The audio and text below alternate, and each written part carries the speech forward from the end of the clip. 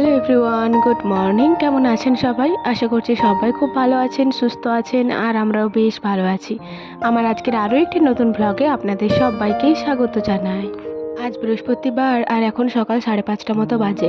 আর এখন থেকে আমি আমার আজকের ব্লগটি শুরু করছি। আশা করছি আমার আজকের ব্লগটি আপনাদের ভালো লাগবে।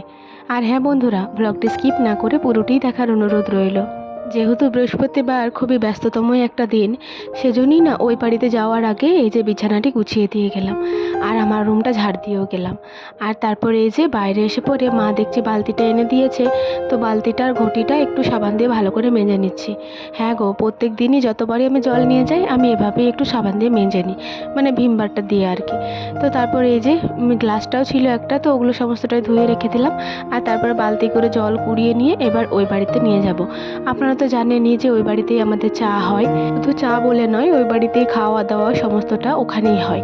তো এই যে চলে এসেছি রান্নাঘরে এসে প্রথমে দুধটা আনলাম, আর তারপর এবার বাটিগুলো সমস্তটাই বের করে নেবো, কাপ বাটি যটা লাগবে আর কি। আমাদের বাড়িতে তো 7জন লোক, তো এই যে 4টে কাপ বের করে নিলাম আর 3টে বাটির প্রয়োজন হয় না, কারণ আমি আর মিষ্টি শুধুমাত্র বাটি করে চা খাই।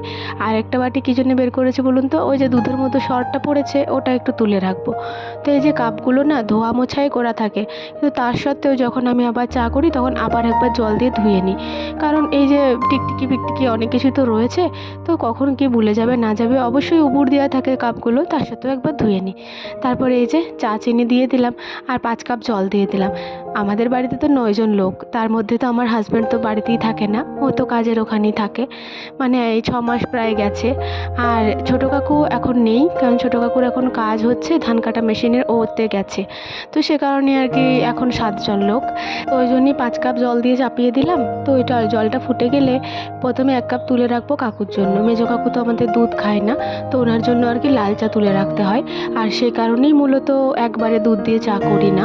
এই যে লাল চাটা একবার তুলে রাখি কাকুর জন্য, তারপরে আবার দুধ দিয়ে ফুটিয়ে নিই। তো এই যে কাকুর জন্য তুলে রাখলাম, আর তারপর আবার 2 কাপ দুধ দিয়ে দেব, আর তারপর আবার একবার ফুটিয়ে নেব। আর এরপর এই যে বাবা আরে সবাই বসে গেছে। আর আমাদের গ্যাসটা না কি হয়েছে কে জানে, একদমই মানে জোরে চলছে না, কি করে জাম হয়েছে আমি বুঝতে পারছি না। তো সে কারণে আর কি অনেকটাই দেরি হচ্ছে। এইটুকু চা হচ্ছে, তার সত্ত্বেও কতক্ষণ সময় লাগছে, কখন থেকে এসে বসেই আছি। তো এই যে বাবাও মানে বসে গেছিলো খেতে, তো দিয়ে দিলাম বাবাকে, আর ওদিকে চাটা সমস্তটা দিয়ে মাকে বললাম যে মা আমি ওই ধার যাচ্ছি, আপনি এই দিকটা একটু দেখে নেবেন আর যদি কেউ কিছু নেয়, কারণ আমি যদি এখানে বসে থাকি তাহলে আবার এই ঝাটপাট সমস্তটাই থেকে যাবে, আবার অনেকটাই দেরি হয়ে যাবে। আর কি যেহেতু বৃহস্পতিবার আর এখনও পর্যন্ত আমি জল টল কিচ্ছু খাইনি, বৃহস্পতিবারে জানেনই তো যে গাছে জল দিই তারপরে খাই। তো এই জন্যই আর কি, মানে আমার তো শরীর এমনিতেই খারাপ, সকালে উঠে 1 গ্লাস শরবত খেলে তাও শরীরটা একটু ভালো লাগে। তো আজকে তো শরবতটাও খাওয়া হয়নি আর কোনো কিছুই খাওয়া হয়নি, তো সে কারণে। আর আজকে না প্রচণ্ড পরিমাণে গরম রেখেছে, মানে প্রচণ্ড ঘাম দিচ্ছে, রোদ দিচ্ছে না কিন্তু তার সত্ত্বেও আর কি শরীর থেকে প্রচণ্ড ঘাম বের হচ্ছে, আর ঘাম বের হলেই তো শরীরটা খারাপ হয়ে যাবে, তাই না? তো সে কারণেই আর কি আমি এই বাড়িতে চলে এলাম, যাতে কাজগুলো তাড়াতাড়ি করে সারতে পারি। আর রুমগুলো তো ঝাড় দিয়েই রেখেছিলাম, তো ভাবলাম ছাদের সিঁড়িটা ঝেড়ে নিই আজকে। ছাদের সিঁড়িটা কয়েকদিন ধরেই দেখছি ধুলো হয়েছে, তো সেভাবে আর ঝাড়লাম না, ওই ওপরে ঝাড়লাম, মানে বস্তাগুলো তুলে আর ঝাড়লাম না, অত করতে গেলে প্রচণ্ড ক্লান্তি হয়ে যাবে। তো সে কারণেই আর কি যতটুকু সম্ভব আর কি, মানে বস্তাগুলো না তুলে ততটুকু ঝেড়ে নিলাম, এতে করেও অনেক পরিষ্কার লাগছে। আর তারপরে এই যে বারান্দাটা ঝাড় দিয়ে নিচ্ছি। আর জানেন তো বন্ধুরা, ঝাঁটাটা না শুধুই খুলে যাচ্ছে, ভালো করে বাঁধা হয়নি, তো আমি তো আর সেরকমভাবে বাঁধতে পারি না, তো ওই জন্যই আর কি বারবার ঠুকে ঝাঁটাটা মানে ঝাড় দিতে হচ্ছে। বাড়িতে অবশ্যই নারকেল খাটির আরেকটা ঝাঁটা রয়েছে, কিন্তু এই ঝাঁটাটা তো এখনও মানে ভাঙেনি বলুন, তাহলে ওইটা আবার কি করে বের করব? আগে এটা একটু মানে নষ্ট হোক, তারপরে তো ওটা বের করব। তো এই যে ঝাড়টা দিয়ে দিচ্ছি, আর তারপর উঠানটাও ঝাড় দিয়ে দিচ্ছি। আর এই পাশে দেখতেই পাচ্ছেন, মানে পাশের বাড়ির যে ঠাকুমা দাদু আছে না, ওদের আর কি ধান সেদ্ধ হচ্ছে, তো সেই কারণেই আর কি ওই দিকটা ধান মেলা রয়েছে, ওই দিকটা তো আর ঝাড় দেওয়া যাবে না। আর ইনি হচ্ছে ওই ঠাকুমার মা বলতে বাপের বাড়ির মা, শাশুড়ি মা কিন্তু ওনার নেই, তো উনি আর কি এসেছেন কয়দিন হলো। আর ওটা যিনি দাঁড়িয়েছিলেন ওই পিসিমণি হচ্ছে ওনার মেয়ে, তো উনি আর কি জালটা দিয়ে দিচ্ছেন। এতক্ষণ পর্যন্ত ঠাকুমা দাদুই দিচ্ছিল, তো ঠাকুমা দাদু চলে গেছে, তারপরে ওই ঠাকুমার মা এই যে জালটা দিচ্ছে।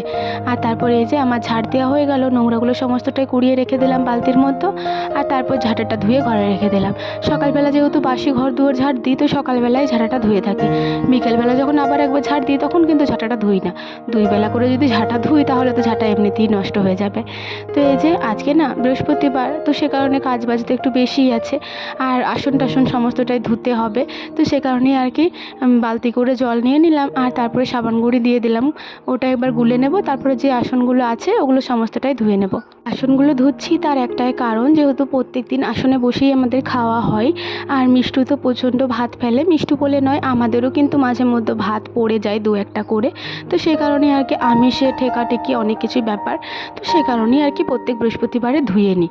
তো সকালবেলা ধুয়ে নিই। আর এখন তো গ্রীষ্মকাল, এখন বেশ শুকিয়েও যায় খাওয়ার সময়। শীতকালে কিন্তু শুকাতো না, তখন কিছুক্ষণের জন্য একটু মাটিতে বসিয়ে খেতে হতো। আর তারপরে এই যে শিল নোড়া সমস্তটাই ধুয়ে নিচ্ছি। আর আজকে ঘর মোছার দায়িত্বে আছেন আমার কাকিমা। মানে কাকিমা আর কি ওই ধারে বাড়িটা মুছতে গেছিলো, দেখছি কাকিমা আসেনি, তাই আমি এই যে এই শিল নোড়াগুলো ধুয়ে নিচ্ছি। তো তারপর আবার কাকিমা এসে যখন এলো তখন কাকিমা বলছে ঠিক আছে নাও তুমি এগুলো দাও, আমি ততক্ষণ দালান ধারটাও মুছে দিচ্ছি। তো সে কারণে আগে কাকিমায় মুছে দিয়েছে, আর আমি আজকে এই সমস্ত কাজগুলোই করে নিলাম। শিল নোড়া সমস্তটাই মুছে নিলাম। শিলটা ধোয়াটাই একটু কষ্টের, কারণ শিলটা একটু দেখে শুনিয়ে ধুতে হবে, যেহেতু এত কাটার দাগ করে দিয়েছে যে ওগুলোর মধ্যে অনেক মশলাপাতি ঢুকে যায়। তো একটা ব্রাশ রয়েছে, ওই ব্রাশটাই করি আর কি সমস্ত মশলাগুলো বের করলাম। আর তারপরে ভালো করে ধুলাম। আর তারপরে এই যে হাঁড়িটা একবার ধুয়ে নিলাম। হাঁড়িটাতে তো সেরকম কালি কিছু ছিল না, শুধুমাত্র আগের দিন ভাত গরম করেছিল হয়তো, তো সেই ভাতগুলোই ছিল। তো ওটাই আর কি ধুয়ে নিলাম ভালো করে একটু সাবান দিয়ে। আর তারপরে এই যে পাম্পটা চালিয়ে নিয়েছি। কল টিপে টিপে ধুতে গেলে এত ভারী জিনিসগুলো অনেক অসুবিধা হবে, তো সে কারণেই আর কি পাম্পটা চালিয়ে নিয়েছি। আর তারপরে এই যে সমস্তটাই ভালো করে ধুয়ে নিলাম। এরপর এগুলো ওই বাড়িতে রেখে আসবো। ওই বাড়িতে 2টো রুম কাকিমা মুছে দিয়েছে, রান্নাঘরটা এখনও মুছেনি, সেই জন্যই আবার এক বালতি জল নিয়ে গেল।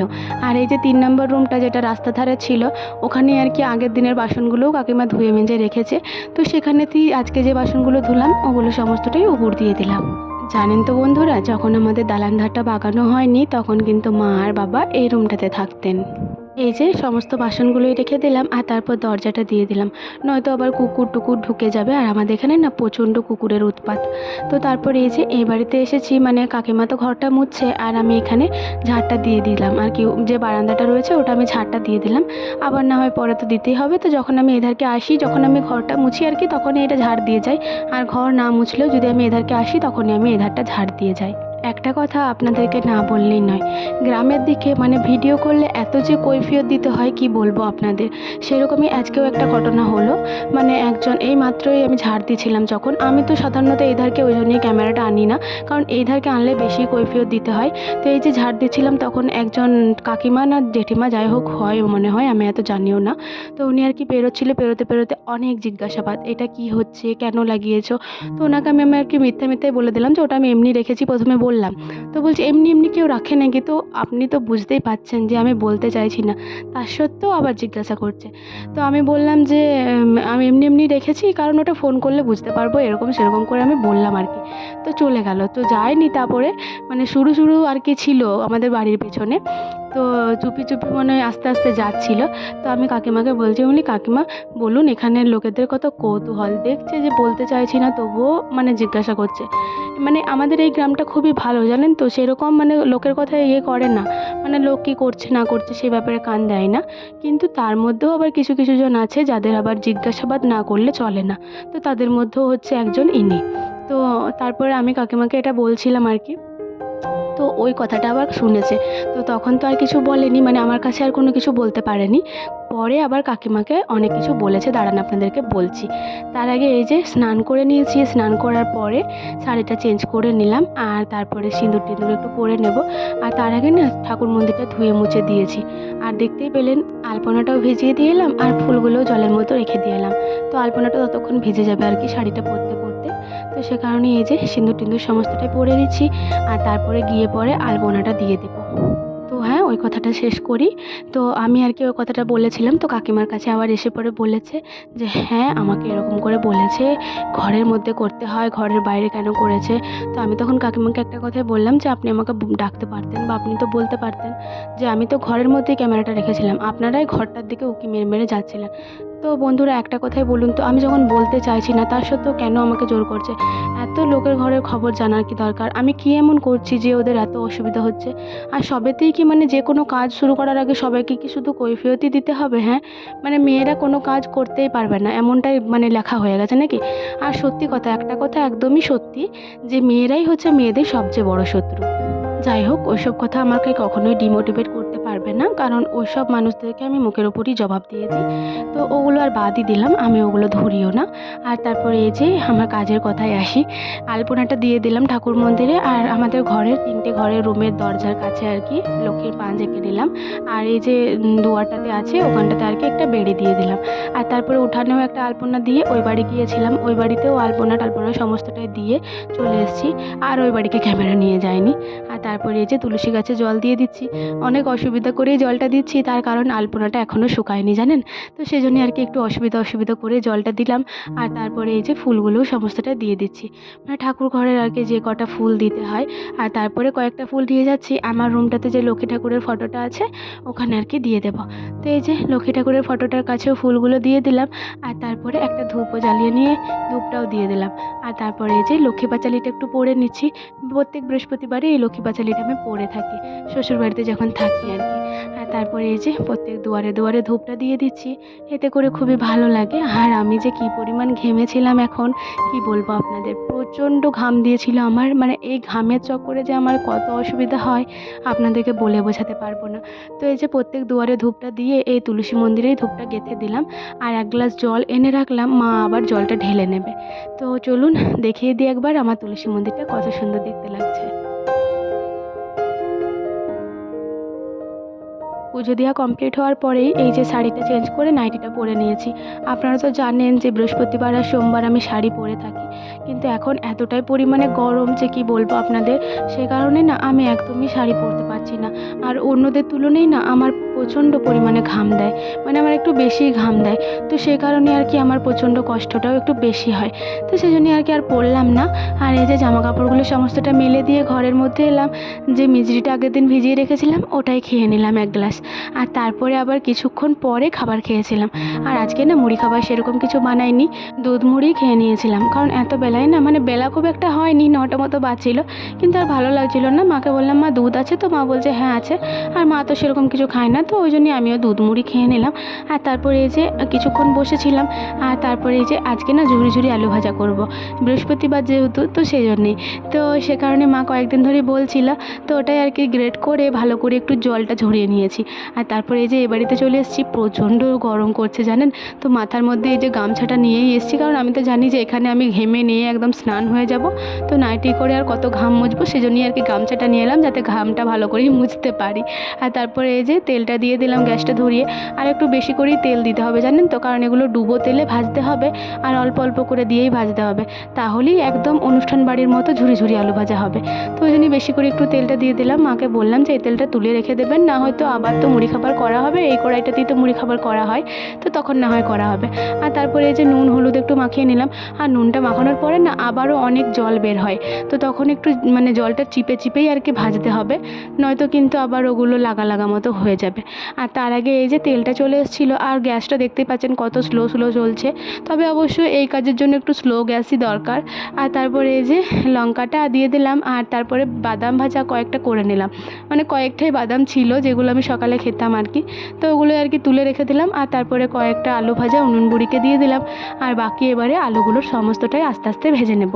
আলুগুলো ভাজতে ভাজতে চলুন আপনাদের কিছু সুন্দর সুন্দর কমেন্টের উত্তর দিয়ে দিই। সীমা ব্লগ কমেন্ট করেছেন, বোনের প্রথম ভিডিও দেখলাম ভালো লাগলো, পাশে থেকে গেলাম। তো দিদিভাই আপনাকে অনেক অনেক ধন্যবাদ আমার প্রথমবার আমার ভিডিওটা দেখার পরেই আমার পাশে থেকে যাওয়ার জন্য। শিল্পা ঘোষ কমেন্ট করেছেন, খুব ভালো লাগলো ভিডিওটা, তোমার বাড়ি বাঁকুড়া জেলার কোথায়? আমার বাড়ি হচ্ছে বাঁকুড়া জেলার বড়জোড়ায়, মানে বড়জোড়ায় হচ্ছে আমার বাপের বাড়ি, আর শ্বশুর বাড়ি হচ্ছে ধুলাই সাইডে। এই মুহূর্তে দুপুর হয়ে গেছে আর খাবারও বেড়ে দিয়েছি। আলু ভাজাগুলো আজকে দারুণ সুন্দর হয়েছিল জানেন। আজকে দুপুরের খাবারে ছিল কুমড়ো তরকারি, আলু ভাজা, ভেন্ডির টক, দুধ আর জল। তো দুধ ভাতই তো আমি খেয়ে থাকি। ডাল হয়েছিল অবশ্য, কিন্তু আমি খাইনি। তারপর খাওয়া দাওয়া সেরে বেশ কিছুক্ষণ শুয়েছিলাম। আজকে আর সেরকমভাবে ঘুম হয়নি।